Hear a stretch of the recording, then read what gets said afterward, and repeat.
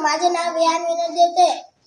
मी इथल्या 5वी शिकत आहे. मी आज तुम्हाला एक कथा सांगणार आहे. माझ्या कथेचे नाव लाकूड तोड्या. एका गावात एक लाकूड तोड्या राहत होता.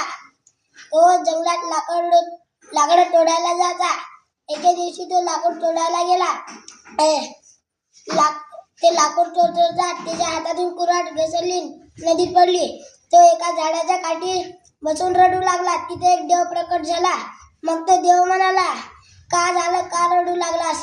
तो म्हणाला, माझी कुऱ्हाड नदीत पडली आहे. मग तो देव गेला पाण्यात. मग त्यानं चांदीची कुऱ्हाड आणली. त्यानं म्हणलं, हे आहे का तुझी कुऱ्हाड? ते म्हणे नाही. मग त्याला दया आली. मग ते अंदर गेला. मग अजून सोन्याची आणली तलवार.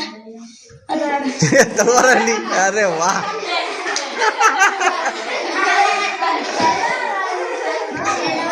बरोबर. हा हा हा. मग म्हणाला नाही. तो म्हणाला नाही. मग डबल गेला नदीत. तो म्हणाला, मग बंदूक आणली. लाकडाची कुऱ्हाड आणली. लाकडाची कुऱ्हाड आणली. अरे बाप रे. लोखंडाची कुऱ्हाड आणली. मग तो म्हणाला, ही माझी आहे. हो का? मग तिला दया आली. मग तिने दिला त्यानं. मग अशा प्रकारे कथेचं बोध तर सांग. कथेचं बोध या माहित नाही. म्हणजे काय आहे? ठीक आहे.